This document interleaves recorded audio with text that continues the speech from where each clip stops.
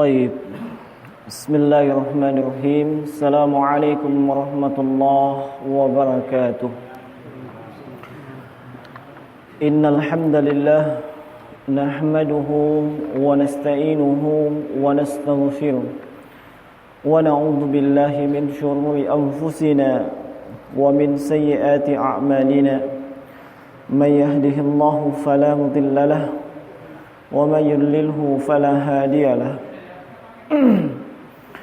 أشهد أن لا إله إلا الله وحده لا شريك له وأشهد أن محمدا عبده ورسوله ولا نبي بعده اللهم صل وسلم عليه وعلى آله وأصحابه ومن تبعهم بإحسان إلى يوم الدين ثم أما بعد Ma'asyiral muslimin rahimani wa rahimakumullah, jamaah salatul maghrib, azzalallahu wa iyyakum ajmain. Alhamdulillah, kita memuji dan bersyukur kepada Allah Subhanahu wa taala yang telah mengumpulkan kita di tempat yang penuh dengan kemuliaan ini, tempat yang penuh dengan keberkahan, tempat yang Allah Subhanahu wa taala membagikan rahmatnya, yaitu di rumahnya, di masjid, sebagaimana yang disabdakan oleh Rasulullah sallallahu alaihi wasallam, ahabbul biladi fil ardi masajiduha wa abghadul biladi fil ardi aswaquha.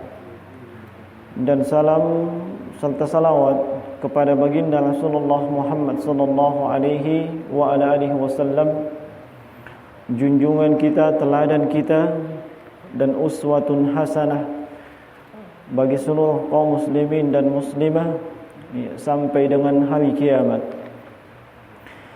Kemudian jemaah sekalian, melanjutkan pembahasan kita dalam babus sidq, masih di hadis yang ke-58, yang mana di pertemuan sebelumnya kita sudah menyebutkan potongan hadis dari sahabat yang mulia Abu Hurairah radhiyallahu taala anhu tentang sabda Nabi sallallahu alaihi wasallam, yang mana beliau menceritakan bahwa salah satu dari kalangan Nabi itu hendak melakukan jihad, dan beliau berpesan kepada pengikutnya agar tidak mengikuti beliau 3 golongan. Golongan yang pertama adalah mereka yang baru saja melangsungkan pernikahan dan sangat berkeinginan untuk berkumpul dengan istrinya. Kemudian golongan yang kedua adalah mereka yang sementara menantikan kambing atau untanya itu melahirkan. Dan juga golongan yang ketiga adalah mereka yang sedang membangun rumah dan belum menyelesaikan atap rumahnya. Maka setelah itu sang Nabi dan para pengikutnya melakukan jihad, sampai kemudian mereka tiba di sebuah desa, dan waktu itu menjelang asar atau dekat dengan waktu asar. Maka ia pun memohon kepada Allah Subhanahu wa taala dengan mengatakan kepada matahari, innaka ma'muratun wa ana ma'murun. Dan dengan kekuasaan Allah Subhanahu wa taala, Allah menahan atau memperlambat beredarnya matahari, sehingga waktu antara asar sampai dengan maghrib itu lebih panjang dari biasanya. Dan kemudian Allah memberikan anugerah berupa kemenangan kepada sang Nabi dengan kaumnya. Baik. Kemudian setelah mendapatkan kemenangan, fajama'al ghanaim, Nabi tersebut bersama dengan kaumnya mengumpulkan al-ghanaim, ghanimah, harta rampasan perang. Sebab beliau telah memenangkan jihad, dan semua harta benda yang dimiliki oleh musuh kafir itu kemudian menjadi milik kaum muslimin. Dan itulah harta rampasan perang. Dan sebagaimana dimaklumi bahwa di antara syariat umat terdahulu itu tidak dibolehkan mengambil sedikit pun dari harta rampasan perang. Tidak boleh mengambil sedikit pun. Maka beliau dan kaumnya mengumpulkan ghanimah tersebut. Tujuannya apa? Tujuannya dikumpulkan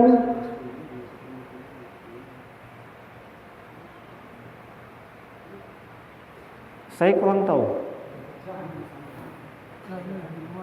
Yang ini kayaknya dibawa kemarin.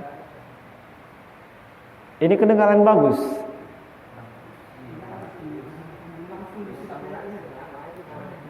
Yang satu dibawa sama Pak Haji.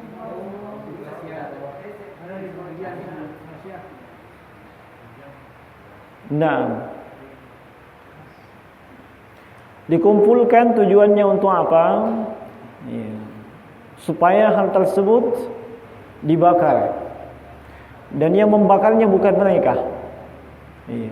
Tapi itu adalah api dari langit. Bukan api yang dibuat-buat. Tapi itu adalah api dari langit. Ini termasuk hal yang ghaibiyah. Termasuk hal yang ghaibiyah. Kalau Allah Subhanahu wa taala menerima ghanimah tersebut, maka harta rampasan tersebut akan terbakar. Akan terbakar. Jemaah sekalian, rahimani wa rahimakumullah. Ini syariat umat terdahulu. Adapun syariat kita, dan ini keistimewaan Nabi sallallahu alaihi wasallam, yaitu salah satunya umat ini dibolehkan mengambil harta rampasan perang. Umat ini dibolehkan mengambil harta rampasan perang. Berbeda dengan syariat umat terdahulu. Dan ini kelebihan Rasulullah beserta dengan umat ini. Di dalam hadis yang diriwayatkan oleh Imam Al-Bukhari dan Imam Muslim, Rasulullah sallallahu alaihi wasallam bersabda, "U'titu khamsan lam yu'tahunna ahadun qabli." Aku diberikan 5 keistimewaan. Yang 5 keistimewaan ini tidaklah diberikan kepada nabi atau umat terdahulu. Salah satunya adalah wa uhillat lana al-ghanaim. Dihalalkan bagi kita untuk mengambil harta rampasan perang. Itu keistimewaan umat ini. Jadi kalau terjadi jihad, kaum muslimin di zaman kita ini melakukan jihad terhadap kafir, kita berhasil mengalahkan kaum kafir, maka semua harta rampasan itu boleh dibagi. Boleh diambil. Kan tetapi itu diatur oleh Amirul Mukminin. Atau pemimpin kaum muslimin. Tidak boleh langsung seenaknya diambil. Tapi pemimpin kaum muslimin atau ulil amri yang membaginya. Sedangkan umat terdahulu tidak boleh seperti itu. Ma'asyiral muslimin, rahimani wa rahimakumullah. Ternyata setelah dikumpulkan harta rampasan perang oleh Nabi ini beserta dengan kaumnya dan menantikan api yang akan membakar, ternyata tidak ada api. Tidak ada api. Ini menunjukkan ada masalah. Taib. Faqala, dan Nabi tersebut tahu masalahnya di mana. Faqala, inna fikum gululan. Sungguhnya di antara kalian ada yang melakukan gulul. Gulul, itu asalnya secara bahasa punya banyak makna. Dia bisa bermakna belenggu, dia bisa bermakna rantai yang mengikat, dia bisa bermakna pengkhianatan, dia bisa bermakna mengambil sesuatu sebelum dibagi.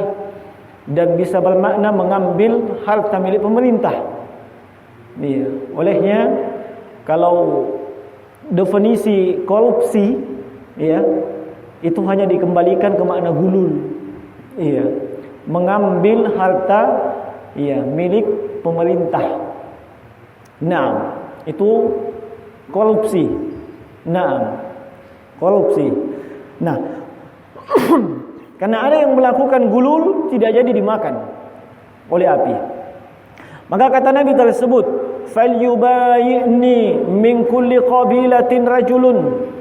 Maka hendaknya ada dari setiap kabilah itu membaiat. Iya, membaiat. Membaiat ini maksudnya mengambil janji dan sumpah untuk setia kepada pemimpin kaum muslimin dalam urusan kaum muslimin. Iya, itu namanya baiat.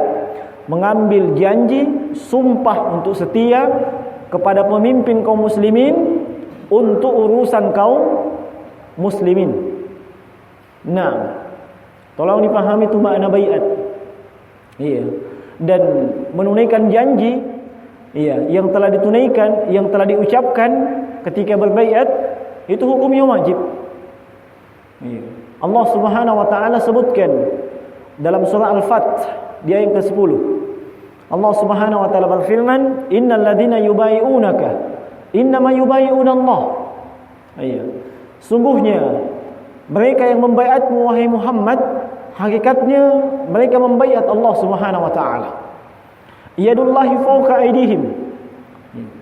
Tangan Allah di atas tangan mereka. Faman nakatha fa inna ma yanqusu ala nafsi. Siapa yang mengurangi, tidak menetapi, tidak menepati janji yang diucapkan ketika berbaiat, maka itu akan kembali kepada dirinya. Naam. Wa man ahada bima ahada Allah alaihi fasayu'tihi ajran 'azima. Dan siapa yang menetapi janjinya ketika ia berbaiat kepada ulil amri, maka Allah akan berikan kepadanya pahala yang besar. Nah, dan siapa yang meninggal dalam keadaan tidak berbaiat, itu akan meninggal sebagaimana meninggalnya orang jahiliyah. Di dalam hadis Abdullah bin Umar radhiyallahu taala anhuma, sebagaimana diriwayatkan oleh Imam Muslim, Rasulullah sallallahu alaihi wasallam bersabda, "Man khala'a yadan min ta'atillah, laki Allah yaumal qiyamati la hujjatalah." Siapa yang melepaskan ketaatan, siapa yang melepaskan tangannya dari ketaatan kepada Allah Subhanahu wa taala, maka ia akan bertemu dengan Allah pada hari kiamat dalam keadaan tidak punya hujjah. Wa man mata wa laysa fi 'unuqihi bai'ah mata maitatan jahiliyatan. Siapa yang meninggal dalam keadaan belum berbaiat, maka sungguh dia meninggal sebagaimana meninggalnya orang jahiliyah. Nah, tapi tolong dipahami jemaah sekalian, baiat ini hanya untuk pemimpin kaum muslimin. Dan pemimpin kaum muslimin ini itu harus memiliki syarat. Syaratnya apa? Dia memiliki wilayah kekuasaan. Ya, memiliki wilayah kekuasaan. Tidak asal membaiat kita. Iya. Makanya sungguh keliru kalau ada yang berbaiat kepada pemimpin kelompok, pemimpin organisasi, pemimpin yayasan, pemimpin lembaga. Itu salah besar. Kenapa? Dia tidak punya kekuasaan. Mana wilayah kekuasaannya? Nah, dan baiat itu hanya kepada pemimpin yang memiliki wilayah kekuasaan dan dia menjalankan syariat Allah Subhanahu wa taala. Meski dalam menjalankan syariat Allah itu ada kekurangan. Nah, meski dalam menjalankan syariat Allah itu ada kekurangan. Makanya, kalau kita membuka catatan sejarah, Rasulullah sallallahu alaihi wasallam itu dibaiat oleh para sahabat. Seperti baiat yang dilakukan oleh sejumlah sahabat yang baru masuk Islam dari penduduk kota Madinah, dari suku Khazraj yang datang menunaikan ibadah haji. Iya, mereka membaiat Nabi untuk mendengar dan taat, iya, dalam keadaan susah maupun senang, iya, untuk agama ini dan menyebarkan agama ini. Nah, itu isi baiatnya. Iya. Dan baiat ini kepada pemimpin, apakah dia pemimpin yang baik atau pemimpin yang fajir. Dan ini termasuk akidah Ahlussunnah, akidah Ahlussunnah wal Jamaah. Iya. Namun sekali lagi, iya, tolong jangan salah pahami. Jangan salah pahami bahwa kalau ada yang mengklaim saya adalah pemimpin sebuah jamaah, lalu kita mesti membaiat kepada dia. Tidak, bukan itu. Kalau mau berbaiat kepada pemimpin kaum muslimin, nah, pemimpin kaum muslimin, iya, yang memiliki wilayah kekuasaan, bukan kepada Kanjeng Dimas taat pribadi. Iya, itu salah besar itu. Iya, salah besar. Dia punya wilayah kekuasaan apa? Padepokan itu aja. Iya, itu pun tidak sampai 1 RT. Tidak layak. Nah, tapi kalau mau berbaiat kepada pemimpin kaum muslimin, baiat kepada Jokowi. Iya, dia pemimpin kita. Iya, Presiden Republik Indonesia. Nah, kita berbaiat untuk apa? Mendengar dan taat pada hal-hal yang ma'ruf. Sepanjang memerintah kepada hal yang baik, kita ikuti, kita taati. Dan kalau memerintah kepada hal yang buruk, kita tidak bisa taat dalam hal tersebut. Nah, kita tidak bisa taat dalam hal tersebut. Nah, ini tolong dipahami, ya, hal yang terkait dengan masalah baiat tersebut sehingga kita tidak keliru dalam, ya, dalam memahaminya. Nah, kemudian kabilah tersebut atau wakil dari kabilah tersebut berbaiat kepada sang Nabi. Nah, falaziqat yadu rajulin biyadih.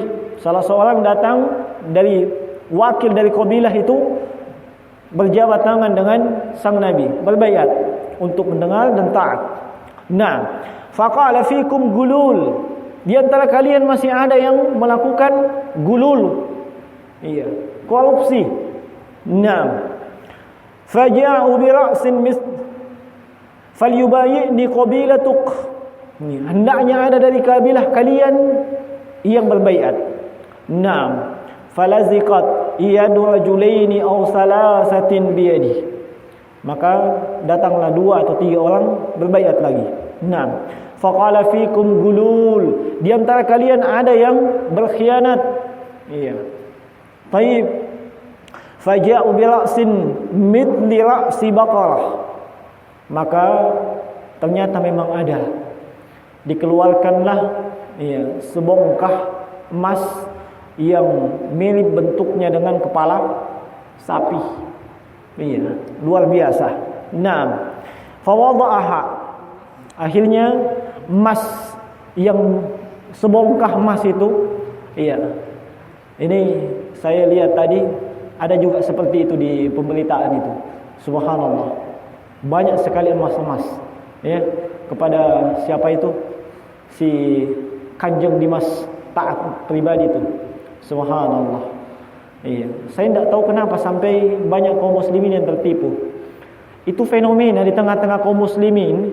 Kalau melihat seseorang yang, dia mampu begini. Ini. Iya minta. Ini mini wali. Iya. Padahal jangan dulu. Iya. Jangan dulu, lihat dulu agamanya. Iya. Nah, itu fenomena kita di Indonesia. Kalau ada seseorang yang subhanallah penampilannya bagus, kemudian dianggap memiliki kekuatan sakti mandraguna, iya, dia cuman kedip-kedip mata orang sudah terlempar kiri kanan, ya minta. Iya, ini nih. Padahal belum tentu. Nah, baik. Maka setelah dikeluarkan kepala yang terbuat dari emas yang mirip dengan sapi tersebut, Fawada'aha faja'atin naru fa'akalatha. Setelah itu diletakkan bersama dengan harta rampasan perang tadi, datanglah api dari langit membakarnya. Nah, perhatikan jemaah sekalian, kalau ada pengkhianat, ada yang melakukan al-gulul. Tadi kita isyaratkan itu gulul dengan apa? Dengan korupsi. Nah, ma'asyiral muslimin rahimani wa rahimakumullah, jangan main-main dengan dosa yang satu itu, korupsi. Kata Syekh Utsaimin rahimahullah dalam syarah Bulughul Maram,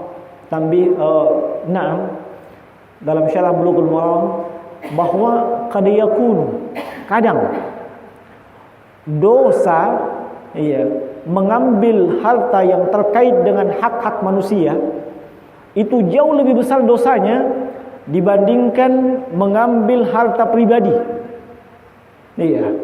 Bisa dipahami maksudnya? Ada orang mengambil hartanya orang lain, merampok, begal. Dosa memang, sepakat kita dosa itu. Kita sepakat itu dosa. Nah, itu dosa besar. Tapi kadang jauh lebih besar dosanya mereka yang mengambil harta milik negara, yang harta tersebut terkait dengan hajat hidup orang banyak. Ingat, hajat hidup orang banyak. Apalagi kalau di situ punya hak banyak manusia.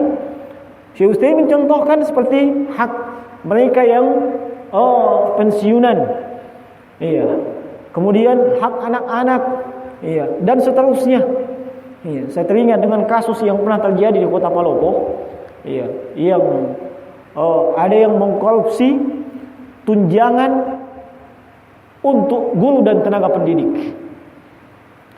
Sampai-sampai kalau saya tidak salah ketika itu ada yang menyuarakan untuk demo. Sebab sekian ribu guru di Palopo itu menjerit dalam tanda kutip. Dicek dananya, ternyata sudah cair dari atas. Sudah cair dari atas, dari pusat. Sampai di sini tidak tahu kemana.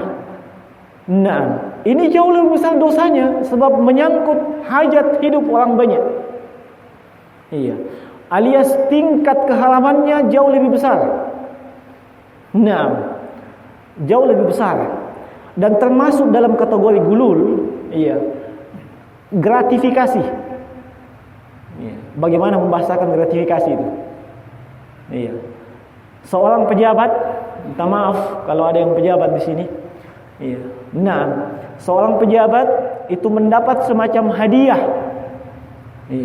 Dari bawahannya atau dari siapa saja yang punya kepentingan dengan pejabat itu. Dan itu terkait dengan pekerjaannya, terkait dengan jabatannya, untuk memudahkan inilah, untuk memudahkan itulah, dan seterusnya. Ini masuk di dalamnya.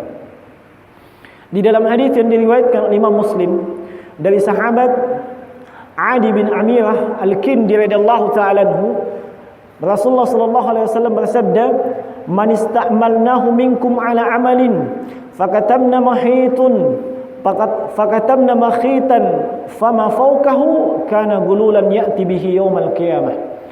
Kata Nabi, siapa yang kami beri amanah dengan suatu jabatan yang ia mengurusi pekerjaan kaum muslimin, urusan kaum muslimin dengan jabatan dan amanah tersebut, lalu ia menyalahgunakan itu dan ia mendapatkan bagian, Nabi gambarkan makhitan, seperti jarum, hanya seperti jarum, atau lebih besar dari jarum tersebut, maka itu akan menjadi belenggu untuknya pada hari kiamat. Itu akan menjadi belenggu untuknya pada hari kiamat. Nah, jangan main-main jemaah sekalian. Terkait dengan masalah, terkait dengan masalah korupsi. Makanya sudah cocok kita di Indonesia ini ada apa itu? KPK ya, Komisi Pemberantasan Koruptor. Korupsi. Nah, itu sudah bagus itu. Sebab dosa gulul, dosa luar biasa. Nah, dan harta yang diambil, itu konsekuensinya harus dikembalikan. Harus dikembalikan. Kapan dia tidak kembalikan, maka itu akan menjadi belenggu untuknya pada hari kiamat. Iya.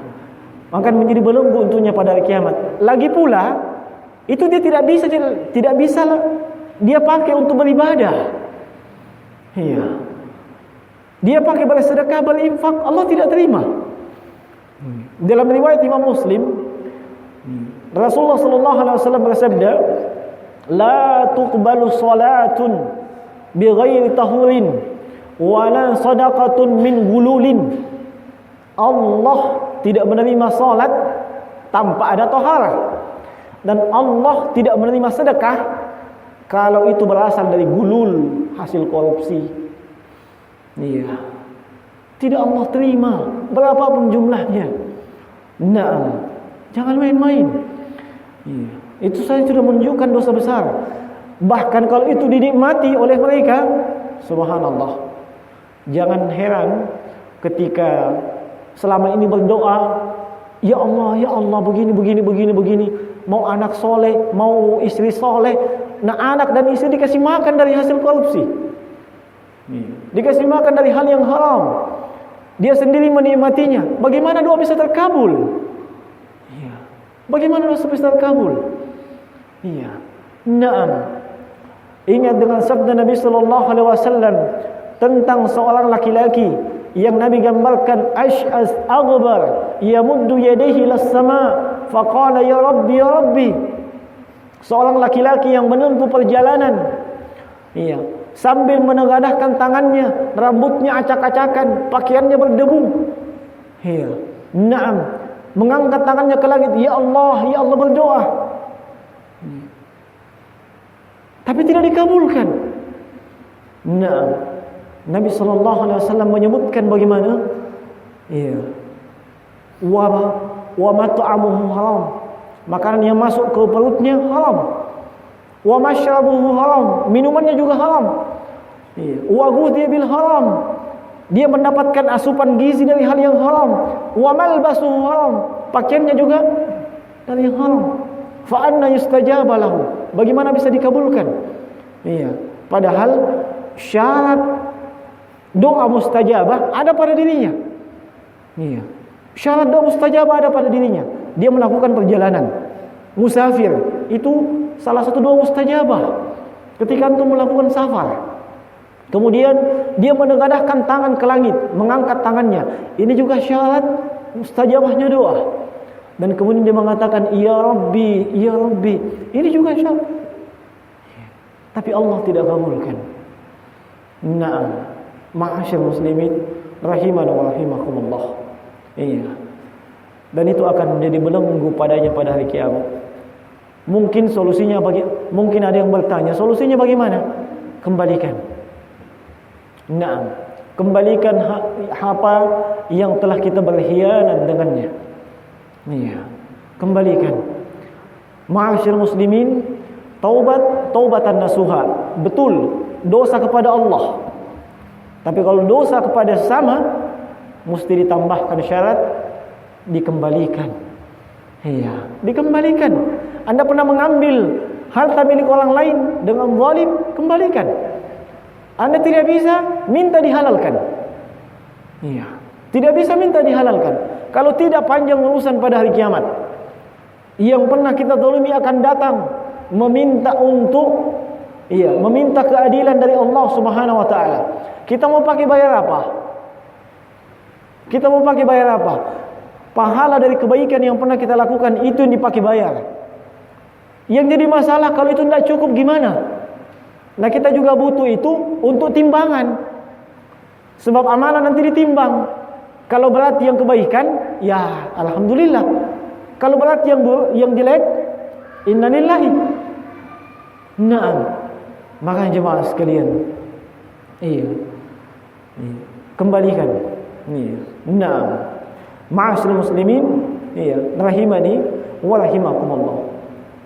Kemudian di antara pelajaran dari hadis ini,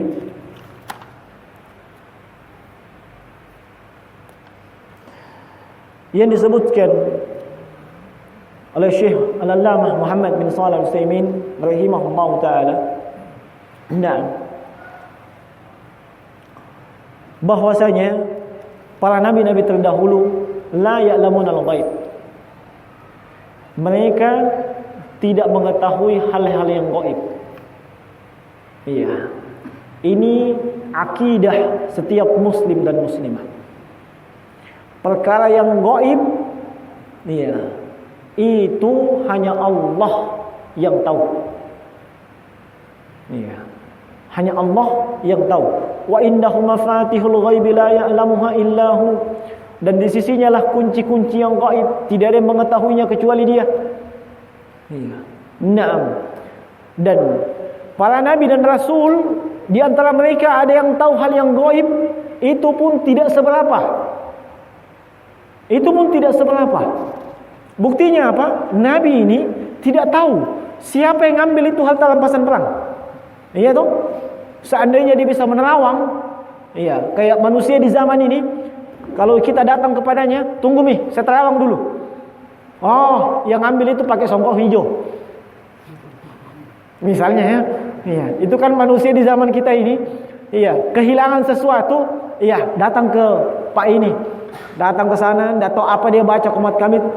Oh, tidak jauh itu, iya, tidak jauh itu, dia biasa pakai songkok hijau, iya, naam, dia pakai motor ini, lihat galambang, iya. Nabi saja tidak tahu itu. Ketika harta rampasan perang dikumpulkan, ada yang ngambil, beliau tidak tahu. Iya, ini Nabi, hamba pilihan Allah Subhanahu wa taala. Bagaimana dengan orang yang keimanannya tidak beres, ibadahnya tidak beres?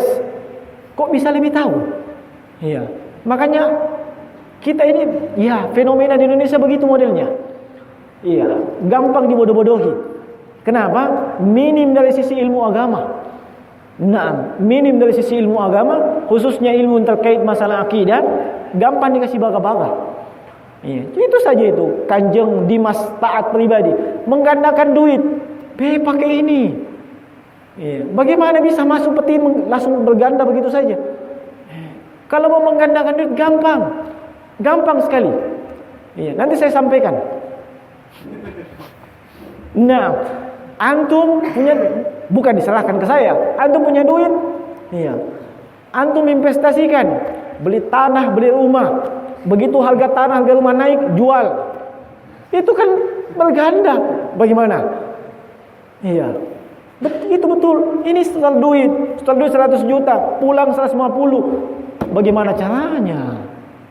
Pakai ini. Nah, orang tidak mau susah, tidak mau ribet. Iya. Itu pun kalau benar. Iya. Dan selama ini salah. Nah, ma'asyiral muslimin rahimani wa rahimakumullah. Iya. Nabi SAW sendiri tidak tahu hal yang gaib. Iya. Ketika beliau ditanya, iya, tentang masalah ruh, beliau diam saja. Yasalunaka 'anil ruh. Beliau diam sebab beliau tidak tahu. Iya. Naam. Beliau tidak tahu. Iya. Allah Subhanahu wa taala berfirman, "Alimul ghaibi fala yuzhiru ala ghaibihi ahada." Allah yang mengetahui hal gaib. Allah tidak nampakkan gaib itu kepada siapapun. Illa man irtada min rasulin fa innahu yasluku min baini yadayhi wa min khalfihi rasada. Kecuali, iya, ada dari beberapa kalangan rasul. Itu pun tidak semuanya. Nah, itu pun tidak semuanya. Dan Nabi SAW, iya, pernah beliau kehilangan sahabat Abu Hurairah. Iya, beliau tidak tahu dia kemana. Iya, seandainya Nabi tahu hal yang gaib, ya, kayak tadi menerawang. Ini Abu Hurairah di mana kira-kira ya? Kan begitu. Iya, makanya ketika Abu Hurairah datang, Nabi mengatakan, "Aina kunta ya Abu Hurairah?" Kamu dari mana? Lihat, Nabi sendiri tidak tahu. Nabi, ingat Nabi. Iya. Naam.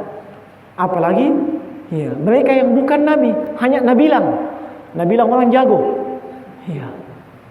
Tidak perlu kita percaya yang seperti itu. Akidah kita sebagai muslim dan muslimah, yang gaib itu hanya di sisi Allah Subhanahu wa taala. Naam. Kalau ada yang mengaku mengetahui hal yang gaib, iya, dan kadang itu benar, itu menunjukkan dia punya, kolaborasi dengan makhluk halus. Iya, dia punya relasi dengan makhluk halus. Otomatis dia melakukan salah satu dari bentuk kesyirikan, yaitu kerjasama dengan makhluk yang namanya jin. Iya, itu tidak benar itu. Iya, tidak benar. Jin mau membantu Anda, itu konsekuensinya akidah Anda yang hilang. Iya. Bagaimana bentuk hilangnya akidah? Kita ternyata yakin ada yang hebat selain Allah, yaitu jin. Iya.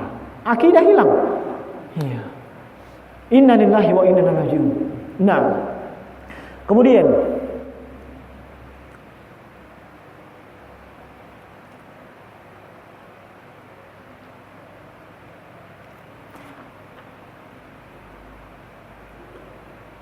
hadis ini memberikan pelajaran kepada kita, iya, sekaligus penjelasan bahwa di antara nikmat Allah Subhanahu wa taala kepada umat ini dihalalkan dan dibolehkan untuk mengambil harta rampasan perang. Iya. Dan itu tidak dibolehkan untuk umat-umat sebelum kita. Nah, dan juga pelajaran dari hadis ini bahwa syariat jihad itu bukan hanya umat ini yang mempunyai. Syariat jihad itu juga berlaku untuk umat-umat terdahulu. Jihad untuk menegakkan agama Allah. Iya, puncak perjuangan agama Islam. Iya. Allah Subhanahu wa taala sebutkan dalam surah Ali Imran di ayat 146, "Wa ka'ayyin min nabiyyin qatala ma'ahu ribbiyun katsir, fama wahanu lima asabahum fi sabilillahi wa ma dha'afu wa mastakanu." Nah, dan juga Allah Subhanahu wa taala sebutkan tentang kisah Talut dengan Jalut, dan juga kisahnya Nabi Daud alaihi salatu wassalam. Semuanya menunjukkan jihad itu sudah ada sejak dahulu. Nah, baik. Ini beberapa pelajaran yang disebutkan oleh Syekh Al-Allamah Muhammad ibn Shalih Al-Utsaimin dalam syarah beliau. Dengan demikian kita sudah menyelesaikan hadis ini. Nah, dan sebelum pindah kepada hadis yang berikutnya, mungkin di antara jemaah ada yang ingin bertanya. Silakan.